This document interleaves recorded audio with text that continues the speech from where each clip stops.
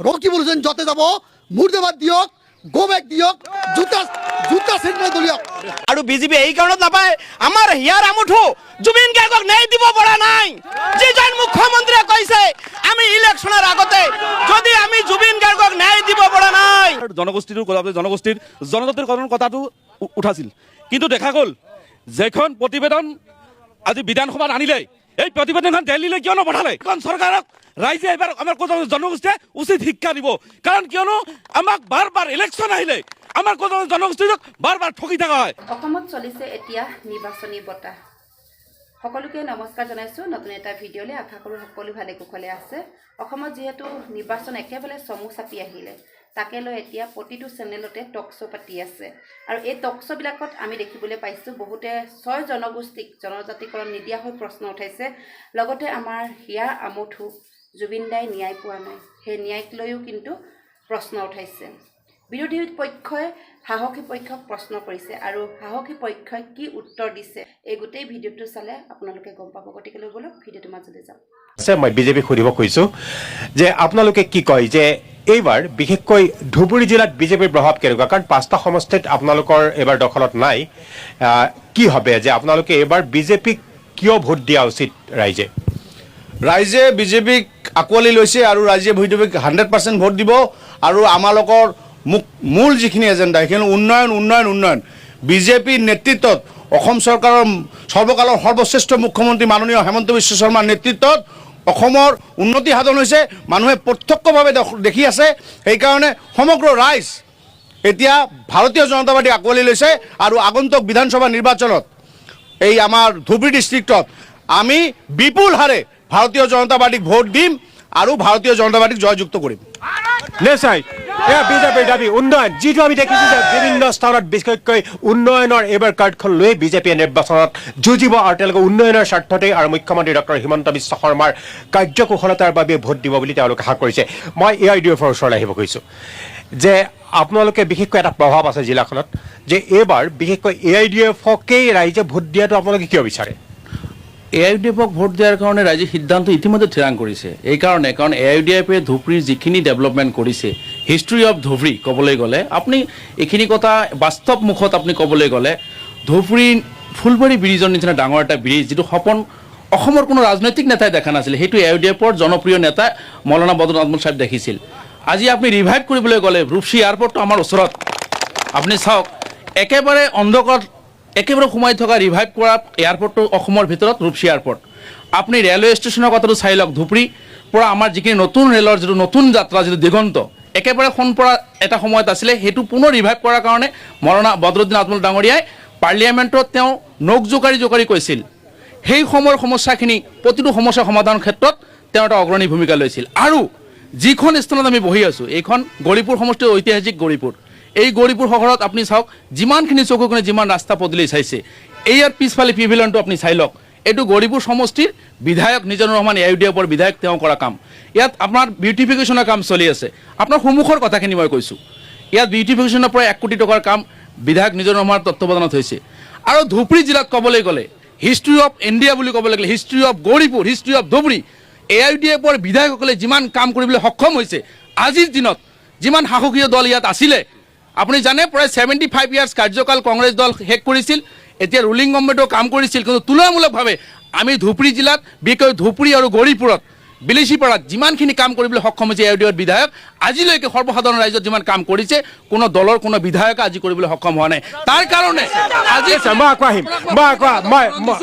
আজি যদি আপুনি চি ভোটাৰৰ গৌৰীপুৰ সমষ্টি ধুবুৰী সমষ্টি এই বিষয়লৈ আহিম বিশেষকৈ বিজেপিয়ে কৈছে উন্নয়নৰ স্বাৰ্থত তেওঁলোকক ভোট দিয়া উচিত আৰু বিশেষকৈ AIDFে কৈছে যে স্থানীয় যিবিলাক বিধায়ক আছে AIDFৰ তেওঁলোকে উন্নয়ন সাধিছে মই কংগ্ৰেছৰ ওচৰলৈ আহিব কৈছোঁ যে কংগ্ৰেছে কি কয় বিশেষকৈ বিজেপিয়ে দাবী কৰিছে যে উন্নয়নৰ বাবে তেওঁলোকক এবাৰ ভোট দিয়া উচিত কাৰণ তেওঁলোকে উন্নয়ন কৰিছে আৰু হিমন্ত বিশ্ব শৰ্মাৰ কাৰ্যকুশলতাৰ কথা কৈছে AIDFে কৈছে তেওঁলোকৰ বিধায়কসকল স্থানীয়ভাৱে অতি সক্ষম আৰু তেওঁলোকে উন্নয়ন কৰিছে কাৰণে AIDFক ভোট দিয়া উচিত কংগ্ৰেছে কি কয় এতিয়া চাওক বিজেপি কৈছে উন্নয়নৰ কাৰণে ইহঁতে আকৌ চৰকাৰ কৰিব বিজেপিৰ কৰ্মকৰ্তাই ক'লে উন্নয়ন ৰাইজে এতিয়া আপুনি দেখা পাইছে বিজেপিৰ মুখ্যমন্ত্ৰীয়ে কৈছিল হিমন্ত বিশ্ব শৰ্মা আমাৰ প্ৰাণৰ শিল্পী তাক আমি ভোটৰ আগতে আমি ন্যায় দিম কিন্তু আজিলৈকে আমাৰ প্ৰাণৰ শিল্পীক এতিয়ালৈকে বিজেপিৰ মুখ্যমন্ত্ৰী হিমন্ত বিশ্ব শৰ্মা ন্যায় দিব পৰা নাই।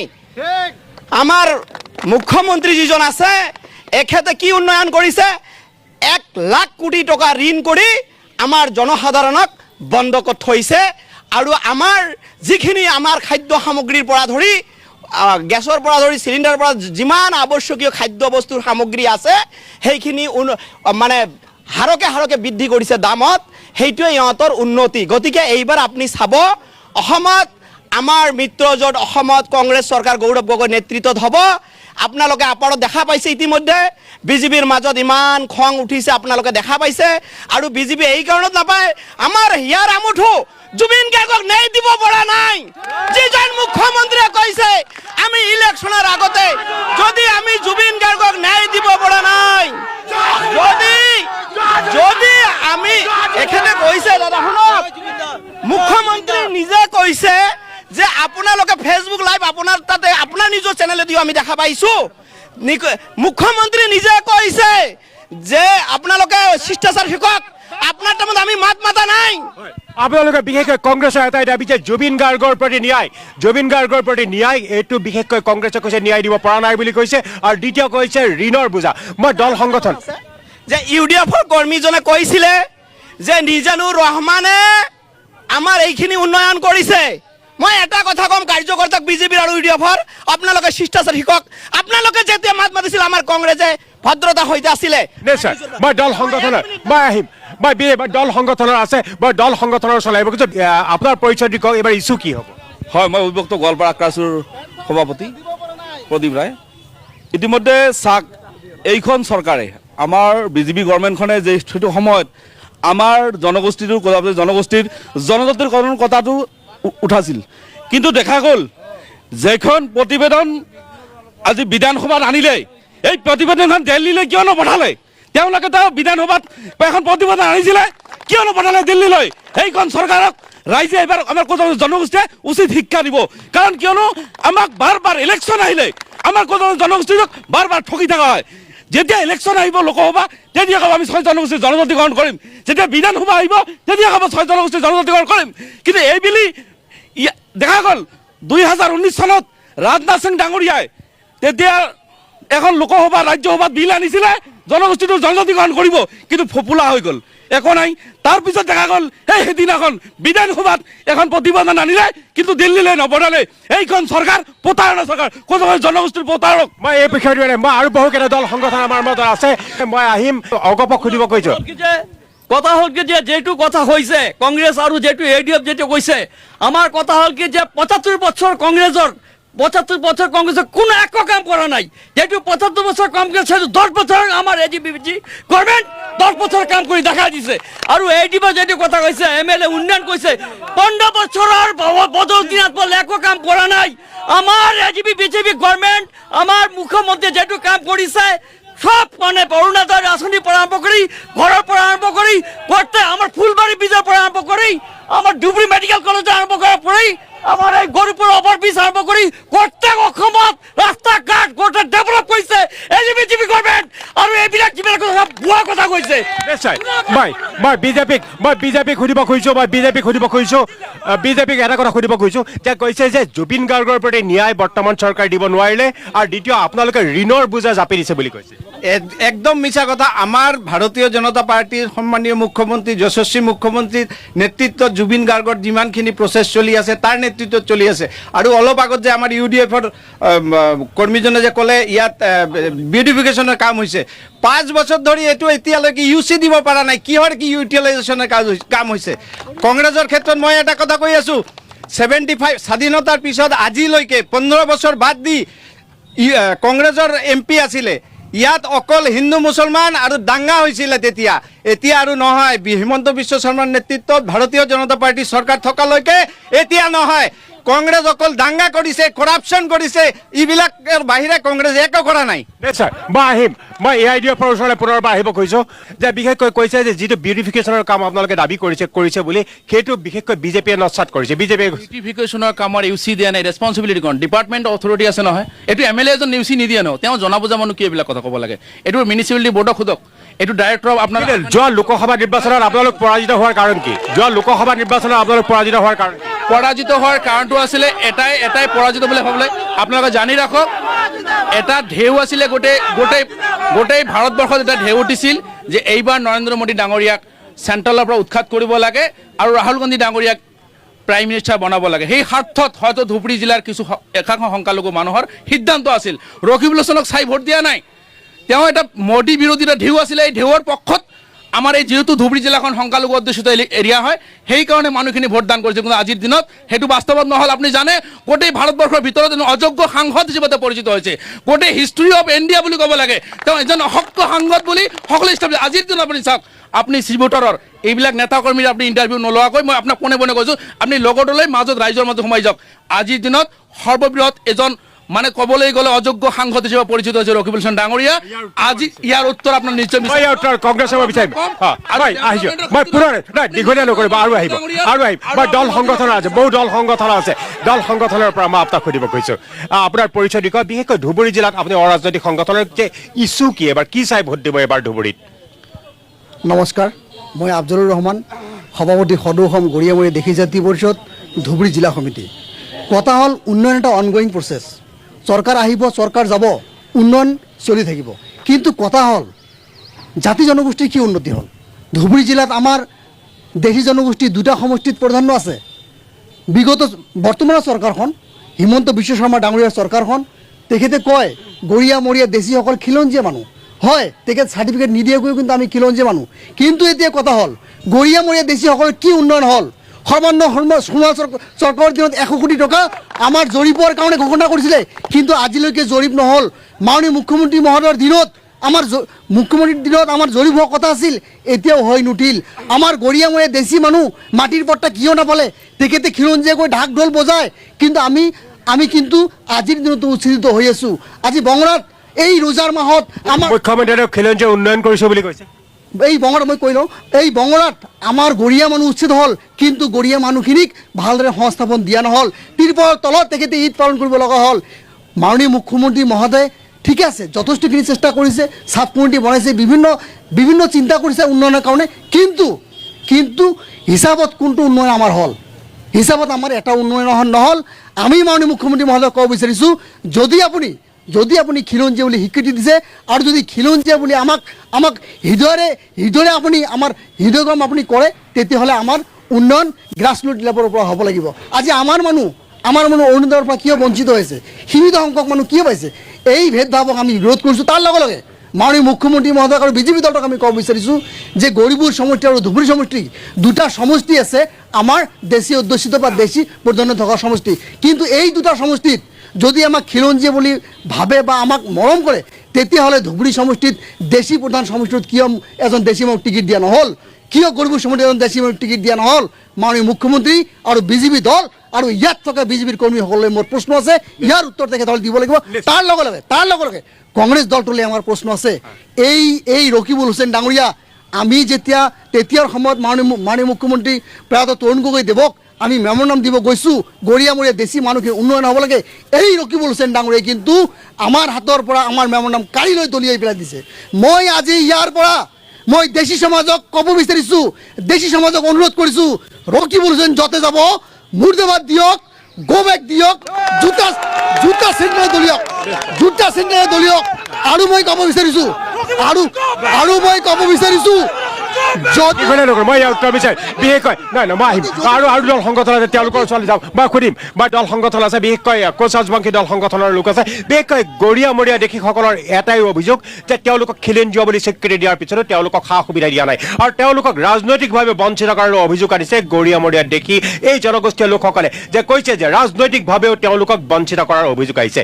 আৰু কোচ ৰাজবংশী ছাত্ৰ সংগঠন আৰু বিভিন্ন সংগঠনৰ বহু প্ৰতিনিধি আমাৰ মাজত আছে, বিশেষকৈ কোচ ৰাজবংশীসকলৰ দীৰ্ঘদিনীয়া দাবী জনজাতিকৰণ। কি কয়?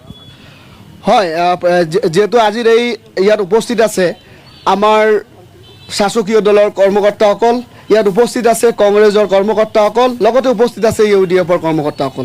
প্ৰথমতে যেহেতু গৌৰীপুৰ আৰু গোলকগঞ্জৰ সমষ্টিৰ বিষয়ে আজি ইয়াত কথা হৈ আছে, সামগ্ৰিক ধুবুৰী ডিষ্ট্ৰিক্টৰ, তো প্ৰথমতে মই আমাৰ যি শাসকীয় দল আছে শাসকীয় দলক প্ৰশ্ন কৰিব খুজিছোঁ যে তেওঁলোকে 10টা বছৰ অসমত ইতিমধ্যে চৰকাৰ গঠন কৰিলে আৰু চৰকাৰ ইতিমধ্যে 5 বছৰ এতিয়া কোন আহে এইটো পিছৰ কথা, কিন্তু 10 বছৰ ইতিমধ্যে সম্পূৰ্ণ কৰিলে। এই 10 বছৰত বিজেপিৰ বিভিন্ন যি কাৰ্যকৰ্তা আছে, বিভিন্ন মন্ত্ৰী আছে, তেওঁলোকে বিভিন্ন সময়ত কৈ ফুৰি থাকে অসমত যে হিন্দু খাতৰে মে হে, হিন্দু খাতৰে মে হে, অসমত ঘুচপেটিও কা সমস্যা হে। এই কথাবোৰ কিন্তু বিভিন্ন মিটিঙত কিন্তু কৈ ফুৰি থাকে। এই ক্ষেত্ৰত কিন্তু যদি এই 10 বছৰৰ ভিতৰত কিয় তেওঁলোকে যি কোচ ৰাজবংশী জনগোষ্ঠীৰ লগতে যি 6 জনগোষ্ঠীৰ যি সমস্যা জনজাতিকৰণ, এই 10 বছৰৰ ভিতৰত কিয় তেওঁলোকে এই সমস্যাটো সমাধান নকৰিলে? আৰু যদি এই সমস্যাটো সমাধান এই 10 বছৰৰ ভিতৰত কৰিলেহেঁতেন তেতিয়াহ'লে নিশ্চয়কৈ হিন্দু সুৰক্ষিত হ'লহেঁতেন, নিশ্চয়কৈ ঘুচপেটিয়াৰ আজি যি সমস্যা এই সমস্যাৰ সমাধান হ'লহেঁতেন। গতিকে তেওঁলোকে যিমানেই নকওক কিয় এই সমস্যাটো লৈ যে তেওঁলোকে সমাধান কৰিব বিচৰা নাই, তেওঁলোকে যে এইটো ৰাজনীতিৰ প্ৰেক্ষাপটত ইছ্যু হিচাপে ধৰি ভৱিষ্যত দিনত ৰাখিব খুজিছে, এই কথাটো কিন্তু আমাৰ বজাৰ আৰু সময় নাই। গতিকে গোলকগঞ্জ গৌৰীপুৰৰ যিকেইটা সমষ্টি আছে ধুবুৰীত আমাৰ কোচ ৰাজবংশী জনগোষ্ঠীৰ মানুহে কেণ্ডিডেট চাই ভোট দিয়ক। যি বিধায়কজনে কোচ ৰাজবংশী জনগোষ্ঠীৰ লগতে যি আমাৰ সমস্যা আছে এই সমস্যাবোৰৰ ক্ষেত্ৰত দিছপুৰত গৈ বহলভাৱে আমাৰ সমস্যাবোৰৰ ক্ষেত্ৰত মাত মাতিব পাৰিব। নহ'লে অনাগত দিনত আমাৰ ভৱিষ্যত যে অন্ধকাৰত যাব, অকল হিন্দু হিন্দু কৈ ঢাক দল বজাই আমাৰ যি ইছ্যু এই ইছ্যুৱে কিন্তু ইছ্যু হৈ থাকিব নেকি বিজেপিৰ কৰ্মকৰ্তাসকলৰ মানে সন্মুখত মই এই প্ৰশ্ন। নিশ্চয় বিজেপি কৰ্মকৰ্তাক প্ৰশ্ন উত্থাপন কৰিছে। বিশেষকৈ কোচ ৰাজবংশীসকলে তেওঁলোকে হিন্দুৰ কথা কয়, কিন্তু তেওঁলোকে কোচ ৰাজবংশীসকলৰ জনজাতিকৰণকে ধৰি বিভিন্ন সুৰক্ষা বা বিভিন্ন উন্নয়নৰ কাৰণে কিয় কাম নকৰিলে এই প্ৰশ্ন বিজেপিক কৰিছে কোচ ৰাজবংশী দল সংগঠনে। আপোনাৰ পৰিচয়টো দি। নমস্কাৰ, প্ৰথমে আপোনালোকক ধন্যবাদ দিছোঁ আমাক এই সুযোগটো দিয়াৰ কাৰণে। মই আব্দুল্লাহ খন্দকাৰ, সদৌ দেশী জনগোষ্ঠী মঞ্চৰ কেন্দ্ৰীয় সাধাৰণ সম্পাদক।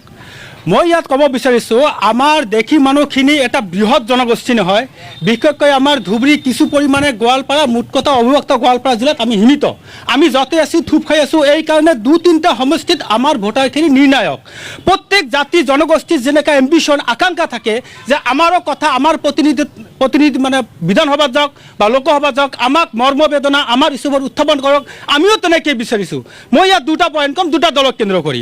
প্ৰথম কংগ্ৰেছৰ কথা ক'ম। কংগ্ৰেছৰ কথা এই কাৰণে ক'ম, আমাৰ দেশী মানুহৰ যদি ভোটিং পেটাৰ্ণ যদি যায় স্বাধীনতাৰ পৰা এতিয়ালৈকে আমি এটা ভাষা কওঁ বাপ দাদা 14 পুৰুষ। বাপ দাদা 14 পুৰুষ হাতত ভোট দি আহিছে, মাজে মাজে UDFক দিছে, কেতিয়াবা UMF AGP মানে ঠায়ে ঠায়ে দিছে, কিন্তু মূলতঃ কংগ্ৰেছক দি আহিছে। গতিকে এই দলৰ প্ৰতি আমাৰ জনগোষ্ঠীৰ দাবীটো সবাতকৈ বেছি। এই প্ৰসংগত কৈছোঁ, বৰ্তমান 10 নম্বৰ বিলাসীপাৰা যিটো সমষ্টি, এই সমষ্টিত 80,000 প্ৰায় 88,000 দেশী মানুহ আছে। গোটেইখিনি জাতি জনগোষ্ঠী মিলি যিমানখিনি মানুহ আছে, দেশী মানুহ অকলে তাতকৈ বেছি আছে। তাৰ মাজতো প্ৰায় 11জন দেশী জনগোষ্ঠীয় কেণ্ডিডেট থকাৰ পিছতো, শক্তিশালী কেণ্ডিডেট থকাৰ পিছতো ধুবুৰীৰ সাংসদ ৰকিবুল হুছেইনে তেওঁৰ নিজৰ মানে প্ৰভাৱ খটুৱাই দেশী মানুহক টিকিটৰ পৰা বঞ্চিত কৰিছে। আৰু এই কথা যেতিয়া আমাৰ জনগোষ্ঠীৰ 3জন প্ৰাৰ্থী ধৰিছিল যে ছাৰ এইটো আমাৰ দেশী জনগোষ্ঠী অধ্যুষিত অঞ্চল, আমাৰ মানুহক কিয় বঞ্চিত কৰিছে, তেতিয়াতো কৰিছে আমাৰ এই কংগ্ৰেছত কোনো দেখি নচলে। এই কথা এইবাৰ কৈছে, কেইদিন আগৰ কথা, যিদিনা কংগ্ৰেছৰ অবজাৰ্ভাৰ আহিছে। আমি ধিক্কাৰ জনাইছোঁ আৰু আমাক কথা দিছোঁ, অমৃত বাদশাক যে টিকিট দিছে তাক আমি গুহাৰা হৰুৱাম, ইয়াৰ আমি দেশীৰ শক্তি দেখাম। দ্বিতীয় কথা, কংগ্ৰেছৰ মানে বিজেপিৰ সম্বন্ধে, বিজেপি যেতিয়া আমাক খিলঞ্জীয়াৰ কথা কৈ আছে, আমি ধন্যবাদ দিছোঁ এই চৰকাৰক। কিন্তু কথা হ'ল আমাৰ ইয়াতো গৌৰীপুৰত দিলে, এজিপিক দিলে, কিন্তু ধুবুৰীত আমাৰ এটা শক্তিশালী প্ৰাৰ্থী আছিল, ধুবুৰীত এটা মেজৰিটি অঞ্চল, কিন্তু আমাৰ ধুবুৰীত আমাৰ দেশী মানুহক কিয় বঞ্চনা কৰিলে? তাতোতো মতিউৰ ৰহমান বুঢ়া খাটি আছে। এটা বিশেষকৈ দেশী জনগোষ্ঠীৰ এটাই দাবী, তেওঁলোকে কৈছে যে তেওঁলোকক ৰাজনৈতিকভাৱে তেওঁলোকক বঞ্চিত কৰা হৈছে আৰু তেওঁলোকক বিশেষকৈ ৰাজনৈতিকভাৱে তেওঁলোকক প্ৰাৰ্থিত্ব দিয়াৰ ক্ষেত্ৰতো ৰাজনৈতিক দলসমূহে বঞ্চিত কৰিছে। আহিম কংগ্ৰেছৰ বিৰুদ্ধেও বহুকেইটা অভিযোগ বিজেপিয়ে আনিছে বা আন দল সংগঠনে আনিছে। মই কংগ্ৰেছৰ পৰা উত্তৰ বিচাৰিম আৰু কোচ ৰাজবংশী জনগোষ্ঠীৰ বিভিন্ন দল সংগঠন আছে তেওঁলোকৰ পৰা উত্তৰ বিচাৰিম, কিন্তু ষ্টাৰ 7 ৰণনিংকাত খন্তেক সময় বাণিজ্যিক বিৰতি।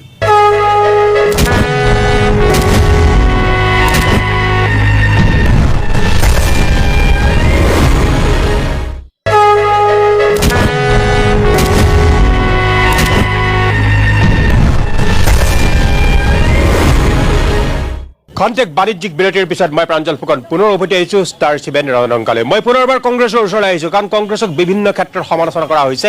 দল সংগঠনে কৰিছে, বিজেপিয়ে কৰিছে, শাসকীয় দলেও কৰিছে।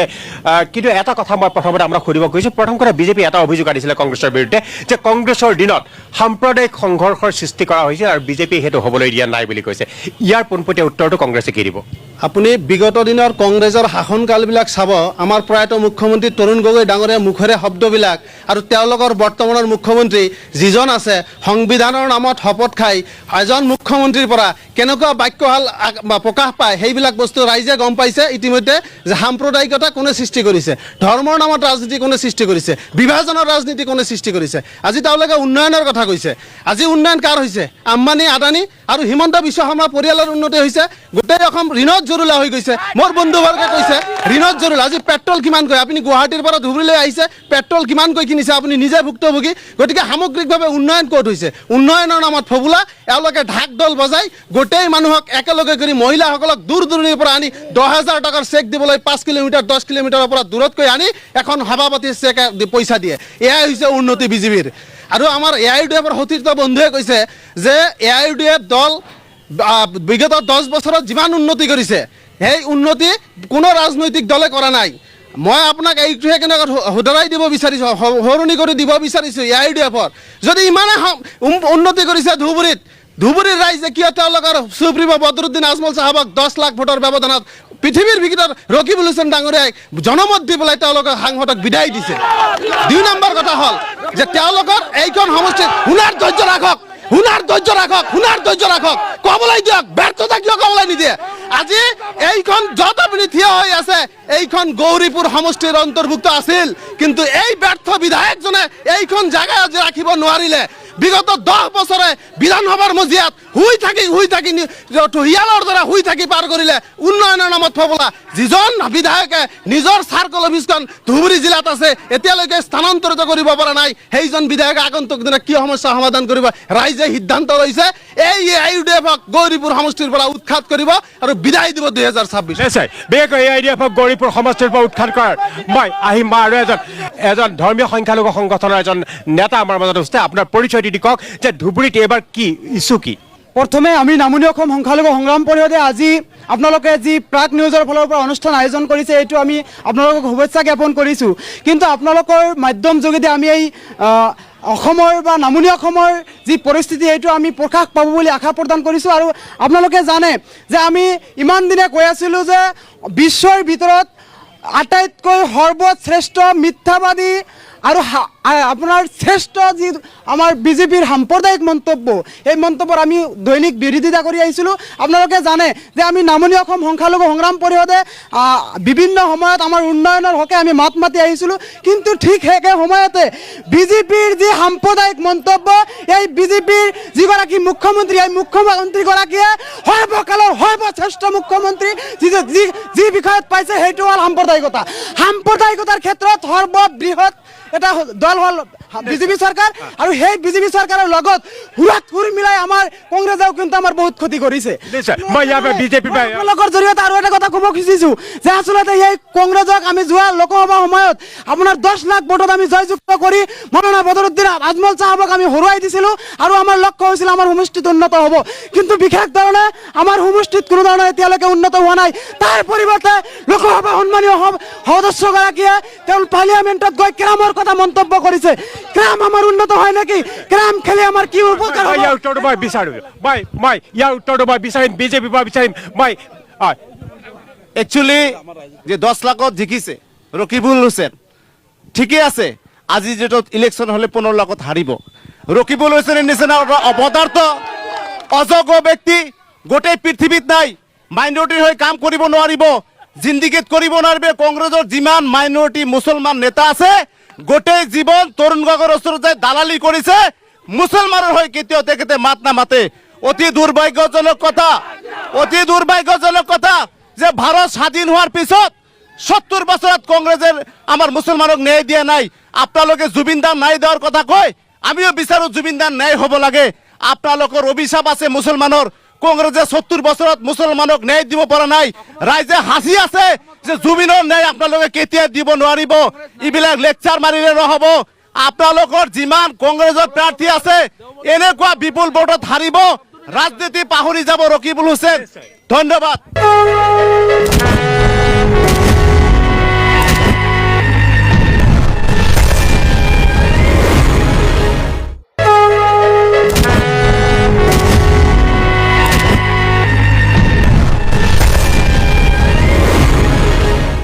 কণ্টেক্ট বাণিজ্যিক বিৰতিৰ পিছত মই প্ৰাঞ্জল ফুকন পুনৰবাৰ ঘূৰি আহিছোঁ ষ্টাৰ 7 অংকলে। বিষয়টো ধুবুৰীৰ সাংসদজনে কৈছে ৰকিবুল হুছেইনৰ বিৰুদ্ধে এটা ঢৌ বলিছে। ইয়াত মই বিজেপিৰ ওচৰলৈ আহিব খুজিছোঁ।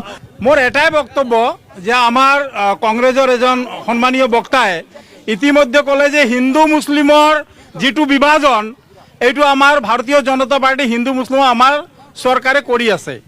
এখেত জানে নে নাজানে যে যেতিয়া ভাৰতবৰ্ষ স্বাধীন হ'ল কিহৰ ভিত্তিত হৈছিল আপুনি কওক?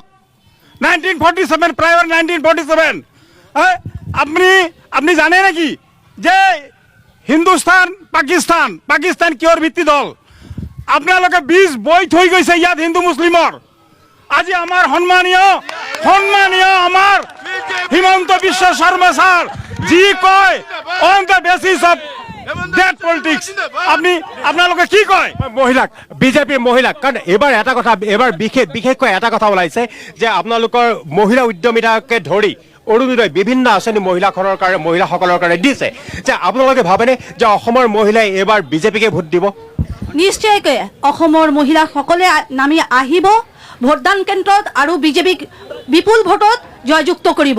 কিয়নো আমাৰ মহিলাৰ কাৰণে আমাৰ যশস্বী মুখ্যমন্ত্ৰী হিমন্ত বিশ্ব শৰ্মা ইমান আঁচনি দিছে, মহিলাসকলৰ সবলীকৰণৰ কাৰণে ইমান আঁচনি দিছে, আৰু সকলো মহিলা এতিয়া নিজৰ ভৰিত থিয় দিবলৈ চেষ্টা কৰি আছে।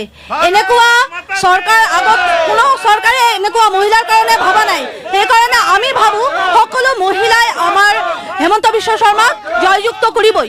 নিশ্চয় মহিলা উদ্যমিতা আঁচনিৰ কাৰণে মহিলাসকলে কৈছে, ধুবুৰী জিলাতো সেই একেটা কথাই যে মহিলা উদ্যমিতা আঁচনি অৰুণোদয়ৰ কাৰণে এইবাৰ মহিলাসকলে বিজেপিক ভোট দিব বুলি কৈছে। দেখা যাওক কি হয়। মই পুনৰ আহিব খুজিছোঁ কোচ ৰাজবংশী ছাত্ৰ সংগঠনৰ আছে, মই আপোনাৰ ওচৰলৈ আহিম নিশ্চয়। বিশেষকৈ আপোনালোকে জনজাতিকৰণটো মূল ইছ্যু, ইয়াৰ বাহিৰে আৰু কি ইছ্যুৰ ভিত্তিত এইবাৰ আপোনালোকৰ ছাত্ৰ সংগঠনে নিৰ্বাচনৰ সময়ত দাবী উত্থাপন কৰিব? ৰাজনৈতিক দলসমূহৰ প্ৰতি আপোনালোকে কি আহ্বান জনাব? হয়, প্ৰথমতে মই ধন্যবাদ জনালোঁ প্ৰাগ নিউজক। আজি গৌৰীপুৰ এই মহামায়া ফিল্ডত আমাৰ কোচ ৰাজবংশীৰ সমস্যা সম্পৰ্কে লগতে আমাৰ সমাজ যি ক'বলৈ আমাক সুযোগ দিছে তাৰ কাৰণে ধন্যবাদ জনাইছোঁ। মই Prasenjit Mondal, chief organisation secretary UG আক্ৰাছু, ধুবুৰী জিলা। মই প্ৰথমতে ক'ব বিচাৰিছোঁ যে প্ৰথমতে মই ডক্টৰ হিমন্ত বিশ্ব শৰ্মা মহোদয়ক মই এজন কূটনীতিবিদ ক'ম, লগতে এজন মিথ্যাবাদী বুলি ক'ম।